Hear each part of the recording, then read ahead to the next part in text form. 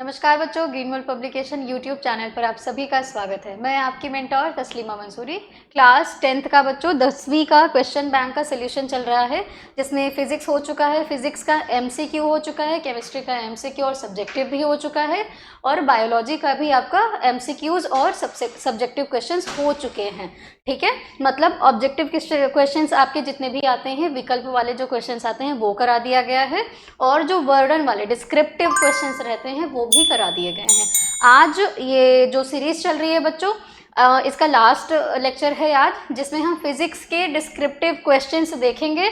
MCQs वाले questions हो चुके हैं, वो आप प्लेलिस्ट में जाकर के वीडियोस देखिएगा। ये सोल्यूशन जो है बच्चों, ये आपके लास्ट 5 साल के क्वेश्चंस नहीं हैं, ये सिर्फ और सिर्फ 2024 में जो क्वेश्चंस आए हुए थे उन्हीं के क्वेश्चंस ये हैं। ठीक है, तो 2024 वाले क्वेश्चन का आप थोड़ा सा विश्लेषण करिए, किस तरह के क्वेश्चन आए हुए हैं, और इसी पैटर्न पर आप कम से कम 5 साल के क्वेश्चन को सॉल्व करिए। ठीक है, आप क्वेश्चन बैंक की हेल्प ले सकते हैं, प्रीवियस ईयर क्वेश्चंस को देख करके सोल्यूशन उसमें से ढूंढ सकते हैं, और कोशिश करिएगा कि आप अपने वर्ड्स में, अपनी भाषा में क्वेश्चन का आंसर लिखिए, ताकि आपको रटना ना पड़े और आंसर फ्रेम करना आपको आ जाए, उत्तर लिखना आपको आ जाए। ठीक है बच्चों, तो चलिए शुरू करते हैं। आज का जो क्वेश्चन है हमारा फिजिक्स का है, भौतिक विज्ञान का है, याद रखिएगा। और भौतिक विज्ञान में इसमें मैंने देखा कि जितने भी आपके चैप्टर्स हैं, 4 चैप्टर्स हैं फिजिक्स में आपके सिलेबस में जो दिया गया है। ठीक है, इसमें आपका प्रकाश का परावर्तन और अपवर्तन वाला चैप्टर, मानव नेत्र और रंग बिरंगा संसार जो चैप्टर है, विद्युत वाला चैप्टर, और विद्युत चुंबकीय क्षेत्र का जो प्रभाव है, ठीक है, वो वाला भी चैप्टर है। और ज़्यादातर न्यूमेरिकल्स ही पूछे जाते हैं फिजिक्स में, तो उससे संबंधित जो क्वेश्चन है वो हम लेकर के आए हुए हैं। एक एक करके क्वेश्चन को डिस्कस करेंगे। देखो, सोल्यूशन जानबूझ के इस पे रखा हुआ है बच्चों, क्योंकि थोड़ा सा टाइम कम रहता है, और सारे के सारे क्वेश्चन का सोल्यूशन हम निकालने लगेंगे तो टाइम बहुत ज़्यादा चला जाएगा, इसीलिए ऑलरेडी सोल्यूशन रखा गया है। हम बस एक एक करके चीज़ों को समझने की कोशिश करेंगे और सॉल्व करते जाएंगे अपना क्वेश्चन। ओके, तो पहला क्वेश्चन है आपका कि एक उत्तल दर्पण से 25 सेंटीमीटर दूर रखी वस्तु का प्रतिबिंब वस्तु की लंबाई का आधा बनता है। पहला क्या बताना है आपको, कह रहा है कि उत्तल दर्पण है, दर्पण कौन सा है, उत्तल दर्पण है, और कह रहा है कि जो वस्तु है वो कहाँ पर रखी गई है, 25 सेंटीमीटर दूरी पर रखी गई है, और जो वस्तु का प्रतिबिंब है वो वस्तु की लंबाई का आधा बनता है। ठीक है, वस्तु की लंबाई का क्या बनता है बच्चों, आधा बनता है। अब बताना क्या है आपको, दर्पण से प्रतिबिंब की दूरी, तो दर्पण से प्रतिबिंब की दूरी, प्रतिबिंब की दूरी का मतलब क्या, v बताना है आपको, और क्या बताना है, दर्पण की फोकस दूरी भी बतानी है। फोकस दूरी दी नहीं गई है ना, तो बताना क्या है, फोकस दूरी भी बताना है, v बताना है, और f बताना है। f क्या है, फोकस दूरी है। ठीक है बच्चों, क्या क्या दिया गया है आपको, वस्तु की दूरी दी गई है, वस्तु की दूरी दी गई है। हम जानते हैं कि दर्पण में, दर्पण और लेंस के लिए हमें फोकस दूरी, वस्तु की दूरी और प्रतिबिंब की दूरी के बीच में एक संबंध मिलता है, और एक फॉर्मूला बनता है आपका क्या, 1/f equals to 1/v minus 1 not minus plus 1/u, ये एक संबंध आपको मिलता है। ठीक है, तो u क्या है बच्चों, u क्या है, वस्तु की दूरी है। u क्या है बच्चों, ये है आपकी वस्तु की दूरी, वस्तु की दूरी। ठीक है, v जहां v क्या है, v प्रतिबिंब की दूरी है, और f क्या है, फोकस दूरी है, ध्यान दीजिएगा। तो u क्या है बच्चों, u दिया गया है 25 सेंटीमीटर, क्या दिया गया है, 25 सेंटीमीटर दिया गया है। अब थोड़ा सा ध्यान रखिएगा, आपने पढ़ा होगा निर्देशांक ज्यामिति पढ़ा होगा, और निर्देशांक ज्यामिति में आपने थोड़ा सा ये पढ़ा होगा, फिजिक्स में भी दर्पण और लेंस का निर्देशांक ज्यामिति आपने पढ़ा होगा। तो कुछ इस तरह से हम प्लस का साइन बनाते हैं, और जो चीजें दर्पण पर, लेट्स से कि ये आपका क्या है, एक अवतल दर्पण रखा, 1 मिनट, मान लो कि ये क्या है, एक अवतल दर्पण रखा गया है। ठीक है, अब इस अवतल दर्पण के दाईं तरफ जो चीजें होंगी वो पॉजिटिव में रहेंगी, दाईं तरफ और ऊपर, दाईं तरफ और ऊपर की तरफ जो चीजें होंगी वो क्या होंगी, पॉजिटिव में होंगी। ठीक है, और दाईं तरफ, अगर दाईं तरफ और नीचे हैं तो क्या होंगी, नेगेटिव में रहेंगी, ये थोड़ा ध्यान दीजिएगा। और बाईं तरफ है, बाईं तरफ है, ऊपर है तो क्या है, ऊपर होगा पॉजिटिव, नीचे क्या होगा बच्चों, नेगेटिव। बाईं तरफ है तो क्या होगा, नेगेटिव में मानेंगे हम, बाई तरफ है तो क्या होगा बच्चों, नेगेटिव में मानेंगे, ये आप ध्यान रखिएगा। अभी ऊपर और नीचे वाली चीजें छोड़ दीजिए, इतना ध्यान रखिए कि अगर कोई चीज दाईं तरफ है तो पॉजिटिव में रहेगा, बाईं तरफ है तो क्या रहेगा, नेगेटिव में रहेगा। इसी तरह से ऊपर है तो पॉजिटिव में, नीचे रहेगा तो नेगेटिव में, इतना ध्यान रखना। तो अब देखो, जो वस्तु होता है, जब भी हम प्रतिबिंब का ये किरण आरेख बनाते हैं बच्चों, चाहे वो अवतल दर्पण है या उत्तल दर्पण है, तो जब आप किरण आरेख बनाते हो तो हमेशा वस्तु को किस तरफ रखते हो, वस्तु को बाईं तरफ हम रखते हैं, हमेशा वस्तु को किस तरफ रखते हैं, बाईं तरफ रखते हैं। इसीलिए जब भी आपको यू देखने को मिलेगा, जब भी आपको यू देखने को मिलेगा, वो हमेशा किस में मिलेगा, माइनस में मिलेगा। हमेशा यू किस में मिलेगा, माइनस में मिलेगा। तो आपको यू दिया गया है 25 सेंटीमीटर, और यू को हम क्या रखेंगे, माइनस में रखेंगे, नेगेटिव में रखेंगे, ऋणात्मक रहेगा। ठीक है। अब एक और चीज कहा था कि जो प्रतिबिंब बनेगा, ये प्रतिबिंब वस्तु की लंबाई का आधा होगा।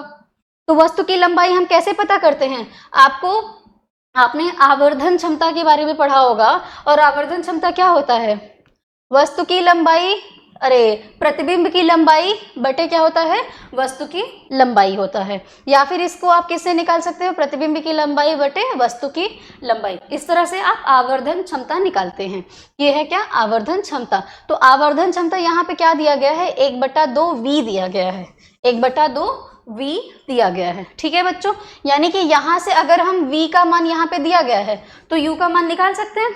ठीक है, यहाँ से भी निकाल सकते हैं। अब क्या है तुम्हारा, ये देखो, पर V का मान तो दिया नहीं गया है, ध्यान रखना, सॉरी, क्या है आपका, आवर्धन क्षमता कितनी दी गई है, 1/2 दी गई है। अभी V का मान नहीं दिया गया है, और V का मान हम क्या है, पता करना है, F का मान भी क्या है, पता करना है। ठीक है, तो चलो निकालते हैं। देखो, यहाँ से क्या करेंगे, इन दोनों चीजों से हम क्या निकालेंगे, इन दोनों चीजों से V का मान निकालेंगे।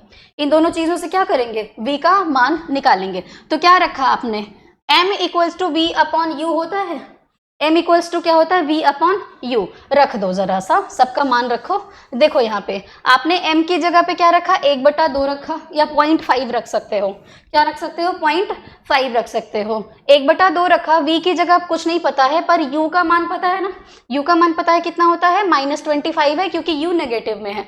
इसको इस तरफ लेके जाओगे तो क्या हो जाएगा, मल्टीप्लाई हो जाएगा, गुणा हो जाएगा, ये आ जाएगा तुम्हारा 25। यहाँ से ये कटा दोगे तो ये क्या आ जाएगा, 12.5 आ जाएगा।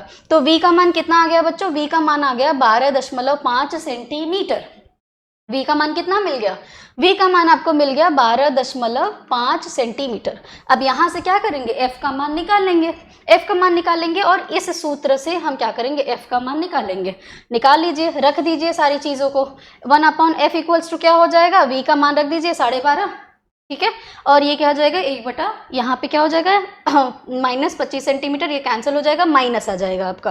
तो क्या मिला, यहाँ से सॉल्व कर लो, यहाँ से क्या मिल जाएगा आपको, 1/F = क्या हो जाएगा, ये आ जाएगा आपका 12.5 माइनस क्या आ जाएगा, 25 आ जाएगा। इसका LCM ले लेंगे तो ये क्या आ जाएगा, 25, और यहाँ पर क्या आ जाएगा, 2, और यहाँ पे आ जाएगा -1। ये आपका क्या आ जाएगा, 1/ कितना आ जाएगा बच्चों, 25 आ जाएगा। इसको आप उलट दोगे तो कितना आ जाएगा, 25 सेंटीमीटर आ जाएगा। तो फोकस दूरी कितनी मिली बच्चों, फोकस दूरी मिल गई आपको 25 सेंटीमीटर। फोकस दूरी कितनी मिल गई, 25 सेंटीमीटर है। ठीक है, अब आशा करती हूँ कि आपको ये बात समझ में आ गई होगी, आपको ये बात बच्चों समझ में आ गई होगी। अच्छा, यहाँ से एक और चीज़ जानने को मिलता है आपको कि जो वस्तु है, वस्तु जो रखी गई है 25 सेंटीमीटर पर, तो जो प्रतिबिंब बन रहा है ना, वो वस्तु का आधा है। वस्तु का क्या है, आधा है, जो कि पहले ही वो बता दिया गया है। ठीक है, अच्छा आगे आओ। अगला क्वेश्चन क्या है, अगला क्वेश्चन कह रहा है कि अभिसारी किरणों के मार्ग में अवतल लेंस रखने पर, ठीक है, अभिसारी किरणें क्या होती हैं, ये आपकी किरण आ रही है और ये इस तरह से एक पॉइंट पर जाकर के क्या होती हैं, मिल जाती हैं। ये एक पॉइंट पर जाकर के क्या हो जाएंगी, मिल जाएंगी। यहाँ से सीधा निकाल दो, ठीक है। ये आपकी क्या हो जाएंगी बच्चों, ये होती हैं अभिसारी किरणें। ये कैसी होती हैं, अभिसारी किरणें होती हैं। अब इसके सामने क्या रखा गया है, एक अवतल, क्या रखा गया है, अवतल लेंस रखा गया है। ये क्या है आपका अवतल लेंस। तो आपने पढ़ा होगा कि अवतल लेंस की प्रकृति कैसी होती है, ये क्या करेगा, आने वाली किरणों को क्या करेगा, फैला देगा। आने वाली किरणों को क्या करेगा बच्चों, फैला देगा। तो अवतल लेंस क्या करता है, आने वाली किरणों को क्या करता है, फैला देता है। अब सुनिए, कह रहा है अभिसारी किरणों के सामने एक अवतल लेंस रखा गया है। ठीक है, किरणें क्या हो रही हैं, लेंस से 20 सेंटीमीटर पीछे अक्ष पर फोकस होती हैं। लेंस से 20 सेंटीमीटर पीछे क्या हो रही हैं, अक्ष पर, मुख्य अक्ष पर क्या हो रही हैं, फोकस हो रही हैं। मुख्य अक्ष पर क्या हो रही हैं, फोकस हो रही हैं। तो अब क्या कह रहा है ये, अब आपको ये क्या कह रहा है कि लेंस की अनुपस्थिति में, अब हमने ये अवतल लेंस हटा दिया। जब अवतल लेंस हटा दिया तो ये किरणें कहाँ पर फोकस होंगी, ये ध्यान रखना है। अगर फोकस दूरी आपकी 20 सेंटीमीटर है, जब आप लेंस को हटा देंगे तो फोकस दूरी, नॉट 20 सेंटीमीटर, माफ कीजिएगा, अगर फोकस दूरी कितनी दी गई है, 30 सेंटीमीटर दी गई है, और कब, लेंस को हटा देने के बाद में। लेंस को लगाया था तो फोकस दूरी कितनी थी, 20 सेंटीमीटर, हटा दिया लेंस को तो फोकस दूरी कितनी है, 30 सेंटीमीटर है। तो क्या कह रहा है कि किरणें कहाँ पर फोकस होती हैं, क्या बताना है आपको, किरणें कहाँ पर फोकस होती हैं। अब ये देखो जरा सा, मुख्य अक्ष पर पीछे फोकस हो रही है, जहां पर फोकस होंगी वहीं पर क्या बनेगा, प्रतिबिंब बनेगा। तो v का मान क्या दे दिया तुम्हारा, 20 सेंटीमीटर दे दिया गया है। v का मान क्या दे दिया गया है, 20 सेंटीमीटर। अब यहां से देखो f का मान क्या दिया है आपका बच्चों, -30 सेंटीमीटर दिया गया है। अवतल लेंस के केस में हम क्या देखते हैं कि जो मुख्य अक्ष है आपका F2 है, वो किधर बनता है, वो लेंस से दूसरी ओर बनता है, लेंस के दूसरी ओर बनता है। ठीक है ना, इस वजह से F को क्या रखते हैं हम, नेगेटिव लेते हैं। F को क्या लेते हैं, नेगेटिव लेते हैं। तो F बराबर क्या आ गया, -30 सेंटीमीटर। जहां पर फोकस हो रहा था वहीं पर प्रतिबिंब बन रहा है, तो V कितना दिया गया है, 20 सेंटीमीटर दिया गया है। V कितना दिया गया है, 20 सेंटीमीटर दिया गया है। U आपको बताना है, कह रहा है, क्या कह रहा है बच्चों, यू आपको बताना है कि कहाँ से किरणें फोकस हो रही थी, किरणें कहाँ से फोकस हो रही थी, यही आपको बताना है। रख दीजिए, लेंस का फॉर्मूला क्या होता है, 1/f = 1/v - 1/u होता है। ठीक है, सारे चीज़ों को रख दीजिए, जो जो चीज़ें दी गई हैं और जो नहीं दिया गया उसको निकाल लीजिए। 1/30 हमने कर दिया, v का मान रख दिया और u का मान रख दिया। ठीक है, इसको इस तरफ लेके जाइए, ये इस तरफ आएगा, पॉजिटिव में हो जाएगा। इनका एलसीएम आप लेंगे, लसा लेंगे तो 60 आएगा, और यू का मान कितना मिलेगा, -60 सेंटीमीटर। तो यू का मान कितना मिल गया बच्चों, -60 सेंटीमीटर। जो वस्तु है वो लेंस से कितना दूर रखी गई है, 60 सेंटीमीटर दूर रखी गई है। माइनस चीज क्या बताती है कि जो लेंस है वो किस तरफ रखा गया होगा, लेंस, अरे नॉट लेंस, वस्तु जो है वो कहाँ पे रखा गया होगा, वस्तु लेंस के सामने बाईं तरफ रखा गया होगा।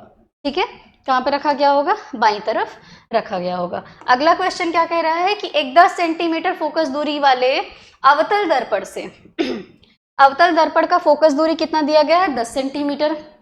दर्पण कौन सा है, अवतल दर्पण है। कितनी दूरी पर एक वस्तु रखी जाए, यू पूछ रहा है, क्या पूछ रहा है, यू पूछ रहा है कि जो उसका प्रतिबिंब है वो कितना हो, 5 गुना बढ़े। जो प्रतिबिंब है, ताकि उसका प्रतिबिंब जो है ये क्या हो, आपका 5 गुना बढ़े। क्या है बच्चों, 5 गुना बड़ा बने। जबकि प्रतिबिंब वास्तविक हो, प्रतिबिंब कैसा होगा, वास्तविक होना चाहिए। और प्रतिबिंब की स्थिति आपको बतानी है कि जो प्रतिबिंब बन रहा है वो कहाँ पर बन रहा है, प्रतिबिंब कहाँ पर बन रहा है, ये आपको बताना है। ठीक है, अच्छा हम मान लेते हैं, क्योंकि यू हमें दिया नहीं गया है, तो हम मानते हैं कि जो यू है वो कितना, वस्तु की जो दूरी है वो कितनी है, -u सेंटीमीटर है, और प्रतिबिंब की दूरी क्या है, v सेंटीमीटर है। अभी क्योंकि कोई चीज दी नहीं गई है, पर आपको m दिया गया है बच्चों, m क्या है, दिया गया है। ठीक है, अब यहाँ से क्या करेंगे, यहाँ से हम v का मान निकाल लेंगे। यहाँ से क्या करेंगे, v का मान, m = क्या होता है, v/ क्या होता है बच्चों, u होता है, v/ क्या होता है, u होता है। और m कितना दिया गया है, 5 दिया गया है। ठीक है, m कितना है बच्चों, -5 सेंटीमीटर है ना। अब बड़ा होगा तो ये क्या है, वास्तविक बता रहे तो -5 सेंटीमीटर। यहाँ से निकाल लीजिए, ये u है, ये इस तरफ चला जाएगा तो ये क्या आ जाएगा, v की वैल्यू आ जाएगी, v की वैल्यू क्या आ जाएगी, -5u आ जाएगा। ये है आपका v की वैल्यू, v की वैल्यू दे दी गई। f की वैल्यू कितनी है, 10 सेंटीमीटर है। एफ की वैल्यू कितनी है बच्चों? 10 सेंटीमीटर है। ठीक है, बाईं तरफ रखा जाएगा तो इसलिए यहाँ पे भी हम वैल्यू क्या लेते हैं? माइनस लेते हैं। ठीक है, यहाँ से हमने क्या निकाल लिया? वी की वैल्यू निकाल ली। अब वी की वैल्यू निकाल ली तो यहाँ पे हम क्या रखेंगे? रख देते हैं, सबकी वैल्यू रख देते हैं। ये है आपका -10, यहाँ पर क्या है? -5u, और यहाँ पर क्या है आपका? 1/-u दिया गया है, ये माइनस हो जाएगा। ठीक है, यहाँ से आपको क्या मिल जाएगा? 1/-10 मिल जाएगा। ये आप इधर ले जाइए और ये क्या आ जाएगा? एलसीएम ले लेंगे तो ये कितना जाएगा? -5u आ जाएगा, है ना? ये -5u हो जाएगा। ठीक है, -5u हो जाएगा तो यहाँ पर क्या आ जाएगा? 1 आ जाएगा, और यहाँ पर क्या आ जाएगा बच्चों? -5u आ जाएगा। यहाँ पर क्या आ जाएगा? और ये माइनस माइनस क्या हो जाएगा? प्लस हो जाएगा। तो यहाँ पर क्या आ जाएगा आपका? 5 आ जाएगा, नॉट 5u, 5 आएगा। ठीक है, तो ये तुम्हारा क्या हो गया? ये देखो, ये हो जाएगा आपका 1/-10, तुम इधर ले जाओगे और ये क्या आ जाएगा? 6/-5 आ जाएगा। 6/-5 आया, यह आपका 6/-5 आया है। तो जब इसको इस तरफ लेकर आओगे आप, इस तरफ लेकर क्या है? इस तरफ लेकर आओगे तो ये क्या हो जाएगा? 6, और ये क्या हो जाएगा आपका? ये ऊपर चला जाएगा ना, देखो 1/-10, और ये क्या है आपका? इसको इस तरफ लेकर आए तो ये हो जाएगा माइनस, और ये क्या हो जाएगा? -5, रेसिप्रोकेट हो जाएगा ना, -5u/6 हो जाएगा। ये आपका 6 इधर से 6 दाम 60 हो जाएगा।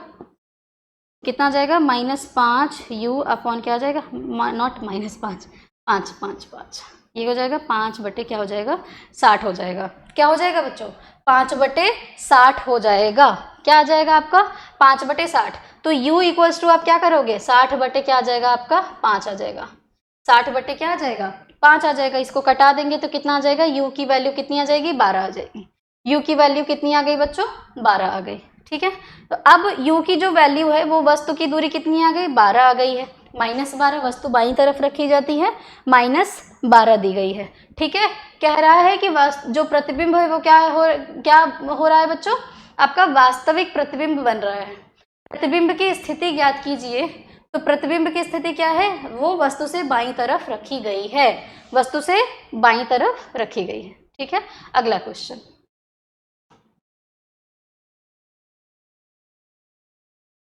एक सेकेंड, प्रतिबिंब पूछा है कि हाँ, प्रतिबिंब की स्थिति है ना।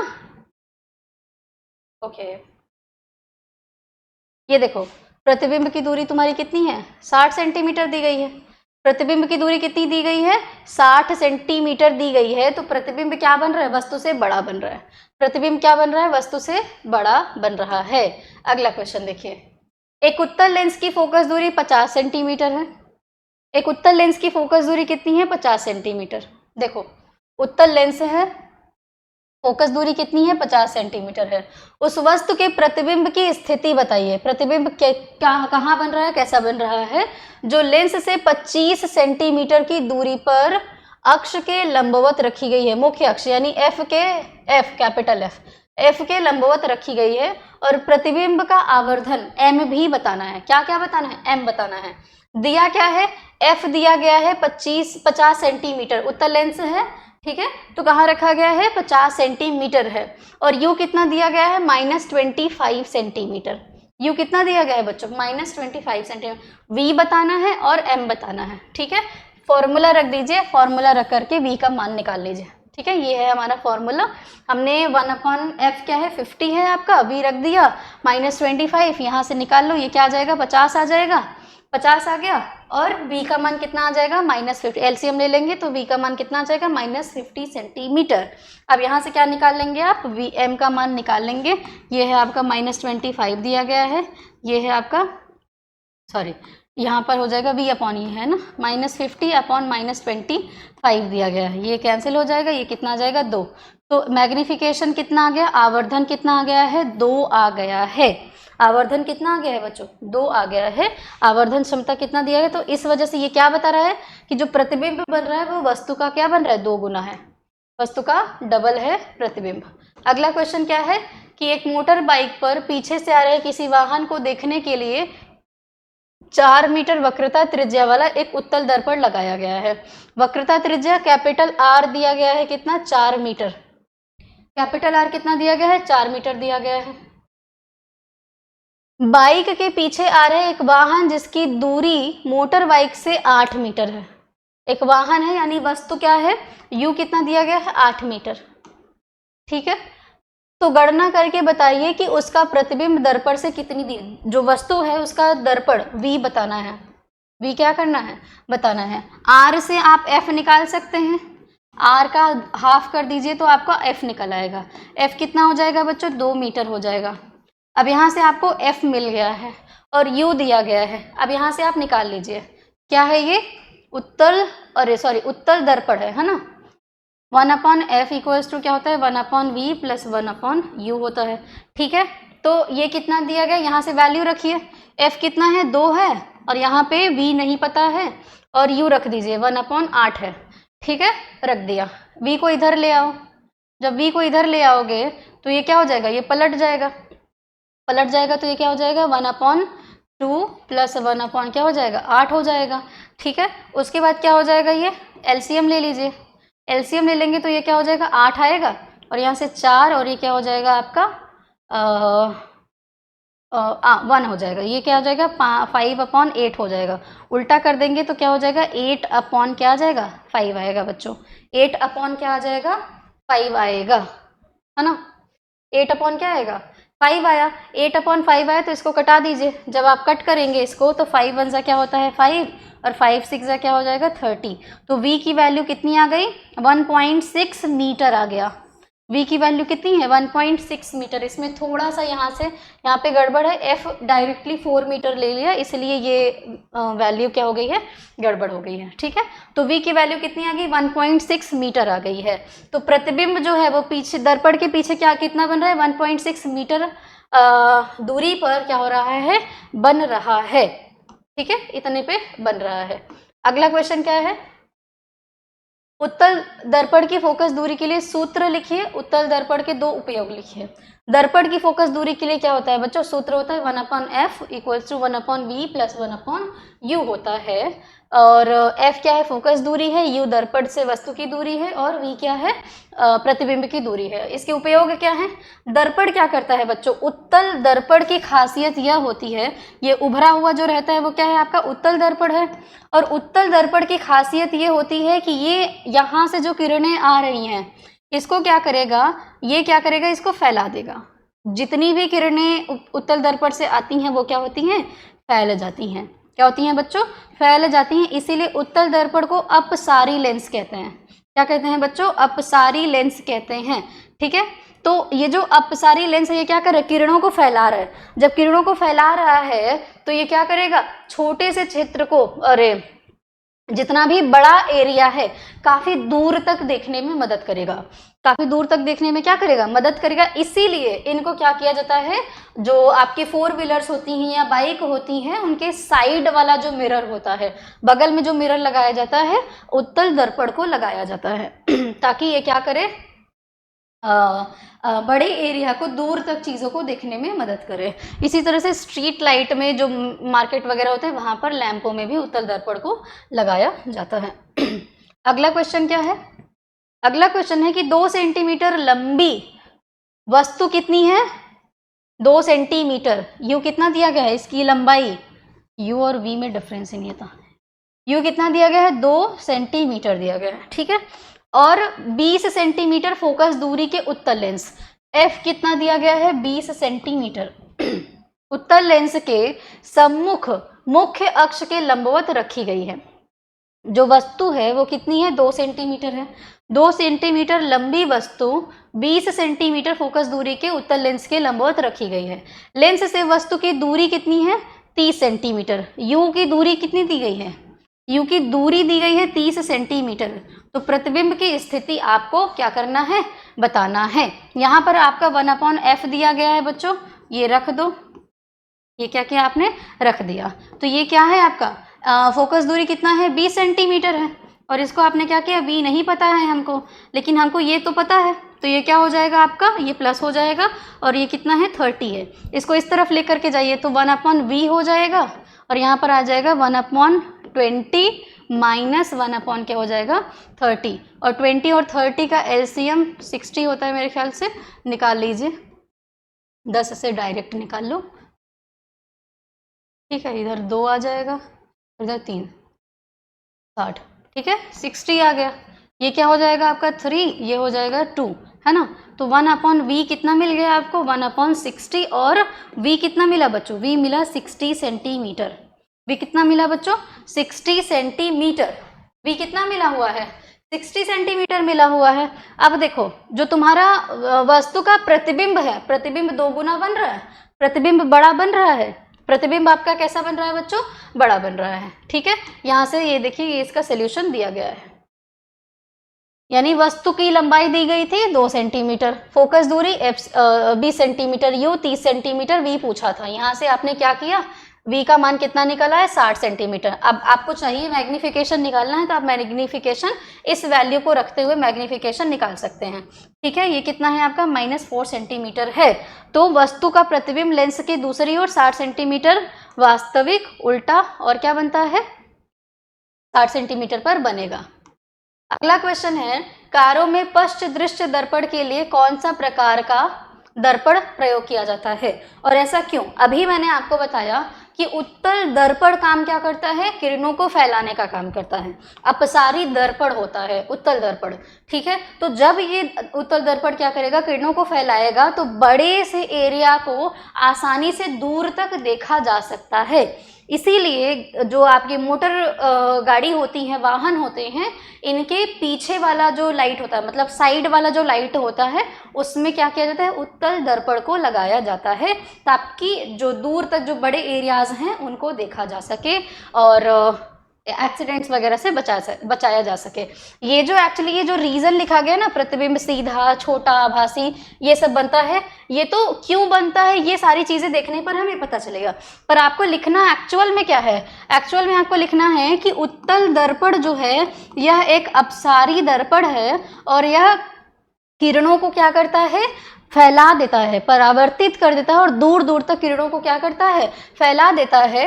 इसीलिए उत्तल दर्पण को गाड़ियों की पश्च शीशे के रूप में या दर्पण के रूप में क्या किया जाता है, यूज किया जाता है बच्चों, ठीक है। रीजन ये थोड़ा सा इनवैलिड है, आप इस तरह से जो अभी मैंने एक्सप्लेन किया ऐसे आंसर को लिखेंगे। अगला क्वेश्चन क्या है, अगला क्वेश्चन है, 1 सेंटीमीटर ऊंचाई, सॉरी 1 सेंटीमीटर नहीं, एक 3 सेंटीमीटर ऊंचाई की वस्तु, लंबाई दी गई है, कितना है, 3 सेंटीमीटर, यानी कि ओ कितना दिया गया है, 3 सेंटीमीटर दिया गया है। एक अवतल दर्पण से 8 सेंटीमीटर की दूरी पर रखी गई है, यू कितना दिया गया है, 8 सेंटीमीटर, -8 सेंटीमीटर बोलेंगे। जो 5.5 सेंटीमीटर की ऊंचाई का आभासी प्रतिबिंब, यानी जो आपका आई दिया गया है ना, इमेज जो दिया गया है, वो कितना है, 4.5, शायद मैंने 5.5 बोला क्या, 4.5 सेंटीमीटर का जो प्रतिबिंब है बनाता है। हाइट दी गई है, लंबाई दी गई है, पर कितनी दूरी पर बन रहा है वो नहीं दिया गया है।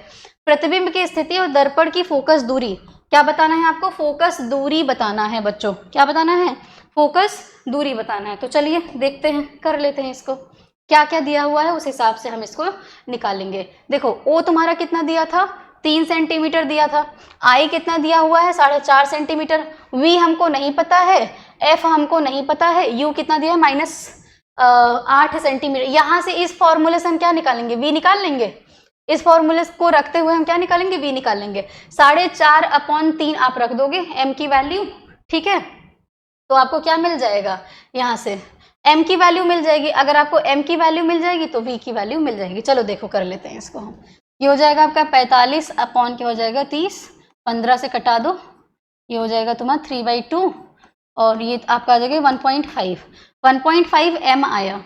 तो m upon V, m equals to V upon U होता है, ठीक है, निकाल लो। 1.5 इधर रख दो और v इधर रखो, u इधर रखो, ये इधर जाएगा, v की वैल्यू कितनी आ जाएगी, 1.5 u आ जाएगा, ठीक है, 1.5 u आ जाएगा। v मिल गया, v मिल गया है, ये आपका v है, ठीक है, ये क्या है आपका v दिया गया है, ये है आपका v, ठीक है। अब यहां से आप रख दीजिए इनकी वैल्यूज और निकाल लीजिए। तो क्या है, ये क्या किया है, 1.5 सेंटीमीटर, तो यहां से तुम्हारा क्या है, चलो हम डायरेक्ट निकालते हैं, आ जाओ। v दे दिया गया यहाँ ना, 1/f इक्वल्स टू क्या हो जाएगा 1/v प्लस 1/u रख दो यहाँ पे। 1/f हमको पता ही नहीं है क्या है, v दिया गया है 1.5, 1/0.5 u दिया गया है। अच्छा ये इसको u से मल्टीप्लाई कर देंगे तो ये क्या आ जाएगा आपका 12 सेंटीमीटर v मिल जाएगा, क्योंकि u यहाँ से ये क्या कर दोगे 1.5 को 8 से मल्टीप्लाई कर दोगे ना तो 12 सेंटीमीटर निकल जाएगा। ये इतना रखने की ज़रूरत नहीं है, डायरेक्टली हम 12 सेंटीमीटर रख देंगे। और यहाँ पे तुम्हारे u क्या है -8 सेंटीमीटर है, ये डायरेक्टली माइनस कर दो, यहाँ पे आप 1/8 कर दो। एलसीएम ले लोगे, एलसीएम लेने पर कितना आ जाएगा 24 आ जाएगा, और इसको आप हटा देंगे, सॉल्व कर लेंगे तो फोकस दूरी कितनी आएगी -24 आएगा। फोकस दूरी कितनी आएगी -24 आएगा। उत्तल दर्पण है, दर्पण के पीछे बनेगा और फोकस दूरी कितनी है -24 सेंटीमीटर है। ठीक है, अगला क्वेश्चन देख लो, अपवर्तनांक से रिलेटेड क्वेश्चन है। ठीक है, अपवर्तनांक से रिलेटेड क्वेश्चन है बच्चों। ओके, देखिए जल और कांच में प्रकाश की चाल, जल में प्रकाश की चाल कितनी है 2.25 गुना 10⁸ मीटर प्रति सेकंड है, और कांच में प्रकाश की चाल कितनी गई है 2 गुना 10⁸ मीटर प्रति सेकंड। तो आपको अपवर्तनांक बताना है किसका, पानी के सापेक्ष कांच का अपवर्तनांक और वायु के सापेक्ष कांच का अपवर्तनांक। देखो पानी के सापेक्ष कांच का अपवर्तनांक बताना है तो क्या रखोगे, पानी में प्रकाश की चाल बटे कांच में प्रकाश की चाल रख करके सॉल्व कर दोगे, आपका आंसर आ जाएगा। ये कट जाएगा, ये कट जाएगा, इसको सॉल्व कर दीजिएगा, आपका आंसर आ जाएगा।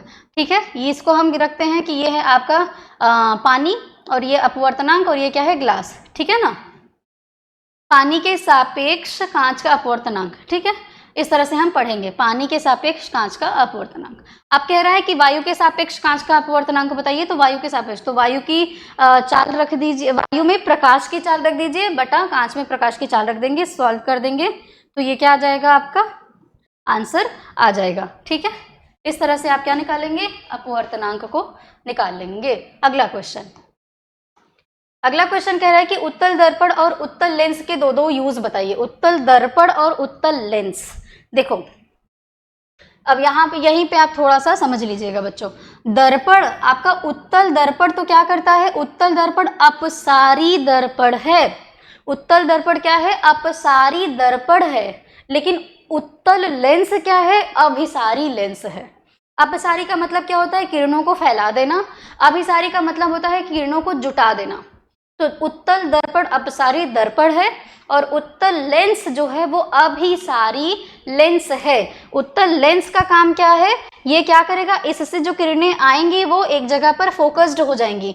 ये किरणें क्या हो जाएंगी बच्चों, एक जगह पर फोकस हो जाएंगी, एक जगह पर क्या हो जाएंगी, फोकस हो जाएंगी। इसीलिए इनको क्या कहा जाता है, अभिसारी लेंस कहा जाता है। तो अब इसकी प्रकृति अगर आप समझ गए हैं तो आप काम बता सकते हैं आसानी से। उत्तल दर्पण का उपयोग क्या है, वाहनों में पश्च दृश्य दर्पण के रूप में करने पर, सड़कों पर क्या है, लैंप, बड़े बड़े लैंप लगाने में, घड़ी की छोटे छोटे पुर्जों को देखने में क्या किया जाता है, उत्तल लेंस का यूज किया जाता है। आंख नाक कान के अंदर देखने में यूज किया जाता है, किसका, उत्तल लेंस का यूज किया जाता है। अब आ जाइए अगला क्वेश्चन पढ़िए। अगला क्वेश्चन क्या लिखा है बच्चों, निकट दृष्टि दोष से पीड़ित एक व्यक्ति अधिक से अधिक 80 मीटर की दूरी देख सकता है। अच्छा देखो, इनफाइनाइट वो व्यक्ति देख नहीं पा रहा है, लेकिन ज्यादा से ज्यादा कितनी दूरी तक देख सकता है, 80 मीटर की दूरी तक वो देख सकता है। ठीक है, फोकस दूरी उसकी कितनी दी गई है, जो इमेज बन रहा है v कितना दिया गया है, 80 मीटर दिया गया है। ठीक है, गणना कीजिए कि सही दृष्टि के लिए अर्थात अनंत तक देख पाए।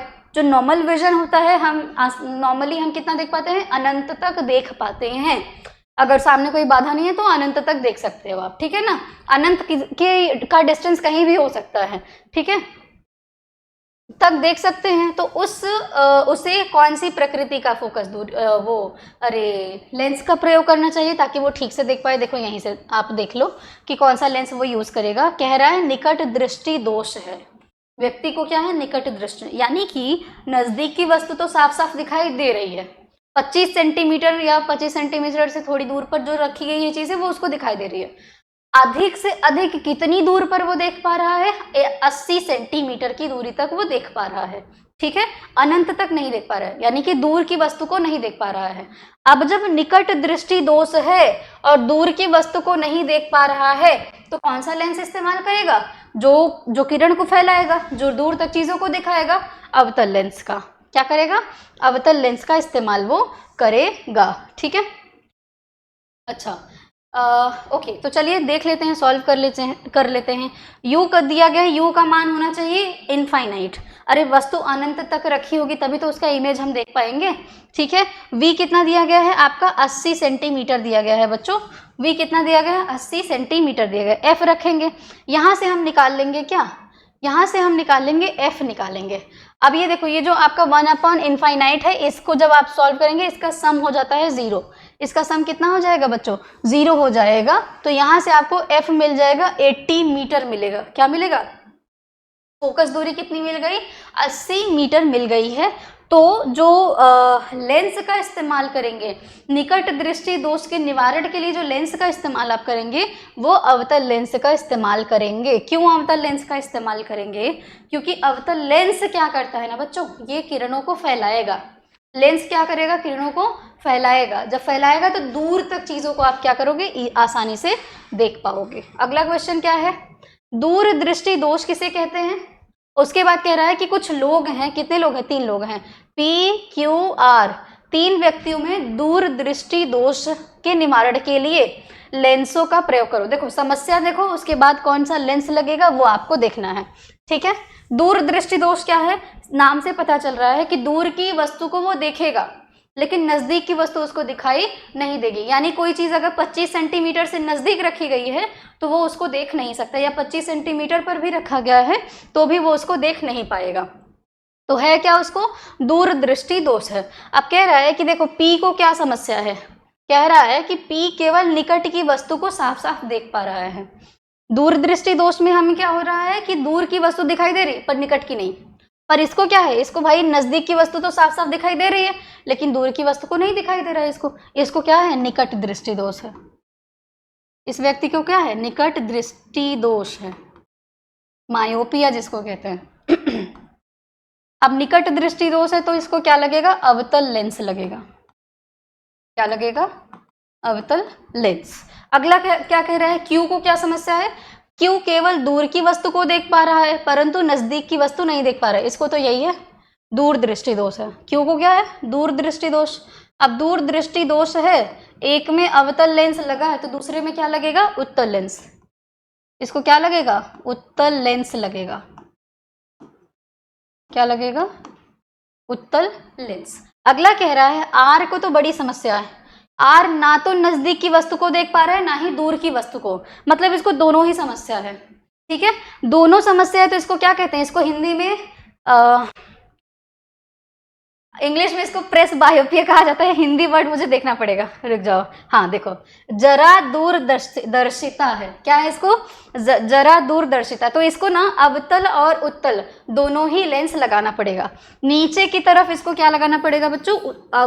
उत्तल लेंस लगाना पड़ेगा और ऊपर की तरफ इसको अवतल लेंस लगाना पड़ेगा। इस तरह से ये वाला जो लेंस होता है अवतल लेंस लगाना पड़ेगा। मतलब ये ज्यादातर किसको होता है? जिनकी उम्र हो चुकी है, जो वृद्धावस्था की स्थिति में आ रहे हैं, उनको ये वाली लास्ट वाली समस्या है। ये आपके कोई बुजुर्ग व्यक्ति होंगे जिनको दोनों ही वस्तुएं दिखाई नहीं दे रही हैं, मतलब ना तो नजदीक रखी है ना ही दूर रखी वस्तु को वो क्लियरली देख पा रहे हैं।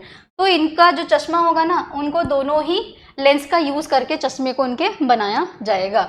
अगला क्वेश्चन देखिए, स्वच्छ आकाश का रंग नीला क्यों होता है? आकाश का रंग नीला क्यों होता है? प्रकीर्णन का नाम सुना है ना? प्रकीर्णन का मतलब क्या होता है? स्कैटरिंग। मतलब प्रकाश की किरणें क्या हो जा रही हैं? फैल जा रही हैं।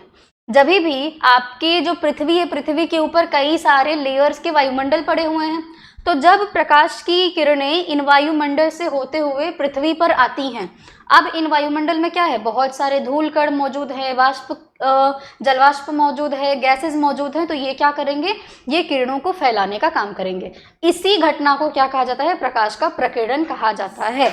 तो जब ये किरणें फैलती हैं तो दूर दूर जाती हैं। और आपने परावर्तन में पढ़ा होगा कि हमें अगर किसी रंग की कोई वस्तु दिखाई देती है तो वस्तु जिस रंग की है वो बाकी सभी कलर को एब्जॉर्ब कर लेता है सिर्फ और सिर्फ उसी रंग को छोड़ करके, वही रंग परावर्तित होकर के हमारी आंखों के सामने आता है। मान लेते हैं कि जो घास है, घास का रंग हरा है, तो ये क्या होगा बच्चों, हरे रंग को छोड़ करके घास में बाकी सारे रंग एब्जॉर्ब हो जाएंगे, अवशोषित हो जाएंगे, और यही हरा रंग परावर्तित होकर के हमारी आंखों तक आएगा और हमें वो हरे रंग का दिखाई देगा।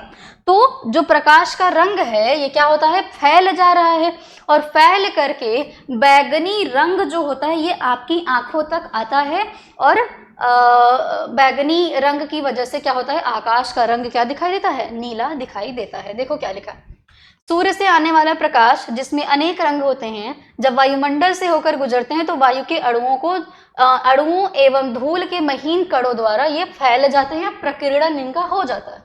बैगनी और नीले रंग का प्रकीर्णन लाल रंग के प्रकीर्णन की तुलना में बहुत अधिक होता है, क्योंकि इनकी एनर्जी बहुत ज्यादा है। बैगनी रंग की एनर्जी बहुत ज्यादा, इस वजह से इनका प्रकीर्णन बहुत ज्यादा हो रहा है। इसीलिए बैगनी और नीले रंग जो होते हैं हमारी आंखों तक पहुंचते हैं परावर्तन की प्रक्रिया के दौरान, और हमें आकाश जो होता है वो नीला दिखाई देता है।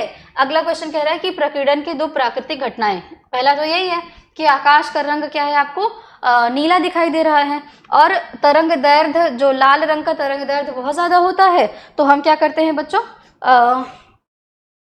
क्या होता है आपका, अरे ट्रैफिक सिग्नल पर लाल रंग का वो लगाया जाता है, सिग्नल लगाया जाता है, ताकि आप उसको दूर से ही देख पाओ। अगला क्वेश्चन क्या है, दृष्टि दोष कितने प्रकार के होते हैं, उनके नाम लिखिए। तो दृष्टि दोष देख लो, निकट दृष्टि दोष है, दूर दृष्टि दोष है, जरा दूरदर्शिता है, अबिंदुकता है, मतलब बिल्कुल भी एकदम माइन्यूट सी वस्तु दिखाई दे रही, बिल्कुल भी दिखाई नहीं दे रही है। ज्यादातर यही टाइप के आपके दूरदृष्टि दोष होते हैं। निकट दृष्टि दोष है, दूर दृष्टि दोष है, और जरा दृष्टि दोष है। जरा दृष्टि दोष में प्रेस बायोपिया में व्यक्ति को ना दूर की वस्तु दिखाई देती है ना नजदीक की वस्तु। दूर दृष्टि दोष में व्यक्ति को दूर की वस्तु दिखाई देती है लेकिन नजदीक की नहीं। निकट दृष्टि दोष में व्यक्ति को निकट की वस्तु दिखाई देती है लेकिन दूर की नहीं, याद रखिएगा। अगला क्वेश्चन आपके विद्युत वाले चैप्टर से क्वेश्चन आ गया यानी 2 चैप्टर हो गया है, अभी 2 चैप्टर बाकी है, विद्युत वाला चैप्टर है। देखो क्या कह रहा है, कह रहा है कि 2 ओम 3 ओम और 5 ओम के 3 प्रतिरोधों को श्रेणी क्रम में जोड़ा गया है। कौन से क्रम में जोड़ा गया है, श्रेणी क्रम में। यदि संयोजन के दोनों सिरों पर 30 वोल्ट का विभवांतर लगता है तो प्रत्येक प्रतिरोध के सिरों के बीच विभवांतर ज्ञात कीजिए। ये आप अभी इसको छोड़ दीजिए, इसको ध्यान मत दीजिए, पहले इस फिगर को समझिए। देखिए बच्चों, श्रेणी क्रम क्या होता है कि अगर तार इस तरह से आपके कंटिन्यूअसली सीरीज में चल रहे हैं, इस तरह से चल रहे हैं, तो ये होते हैं बच्चों श्रेणी क्रम में, ठीक है। अब यहां से क्या हो रहा है, ये यहां से इस तरह से ऐसे जुड़ा हुआ है, फिर उसके ऊपर इस तरह से आ रहा है, फिर ये क्या हो रहा है, इस तरह से ऐसे जुड़ा हुआ है, तो ये दोनों क्या हो जाएंगे, ये आपके समांतर क्रम में हो जाएंगे। तो अभी समांतर क्रम नहीं है, तो हम फिलहाल देखेंगे श्रेणी क्रम में। तो श्रेणी क्रम में क्या हुए हैं, जुड़े हुए हैं। ये देखिए एक आपका विद्युत परिपथ बना हुआ है जिसमें विभवांतर कितना है, 30 वोल्ट दिया गया है। विभवांतर क्या है बच्चों, 30 वोल्ट दिया गया है। पहला प्रतिरोध कितना है, 2 ओम, दूसरा प्रतिरोध कितना है, 3 ओम, तीसरा प्रतिरोध कितना है, 5 ओम है। अब श्रेणी क्रम में तुल्य प्रतिरोध कितना होता है, R1 plus R2 plus R3, इस तरह से आप Rn तक चले जाते हैं, है ना, Rn तक चले जाते हैं, तो R3 तक दिया गया है, हम ऐसे ही रखते हैं। सबको जोड़ दीजिए, 2 प्लस कितना है, 3 है, प्लस कितना है, 5 है बच्चों। तो ये आपका आ जाएगा R, तुल्य प्रतिरोध कितना आ जाएगा, 10 ओम आ जाएगा। तुल्य प्रतिरोध कितना आ गया बच्चों, 10 ओम आ गया। तुल्य प्रतिरोध अब आपका आ गया है। क्या यहाँ से हम विद्युत धारा निकाल सकते हैं, V दिया गया है 30 वोल्ट दिया गया है, R कितना है, 10 ओम है बच्चों। यहाँ से आपने ओम का नियम पढ़ा होगा, तो V बराबर क्या होता है, I इंटू R होता है। यहाँ से I निकाल लीजिए, तो V अपॉन क्या हो जाएगा बच्चों, R हो जाएगा। V का मान कितना है, 30 है, R का मान कितना है बच्चों, 10 है।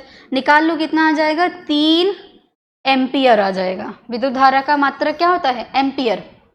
I का मान आ गया, 3 एम्पियर। आई निकालना इसलिए ज़रूरी था क्योंकि ये कह रहा है कि ये बताइए कि R1 में कितने वोल्ट की एनर्जी जा रही है, R2 में कितने वोल्ट की विद्युत धारा विभवांतर जा रहा है, और R3 में भी कितने वोल्ट का विभवांतर जा रहा है।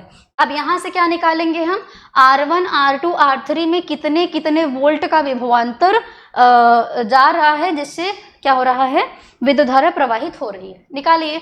R1 की वैल्यू कितनी दी गई है बच्चों, 2 ओम दी गई है, और आपका I का मान कितना आया बच्चों, I का मान आया है 3 एम्पियर आया है।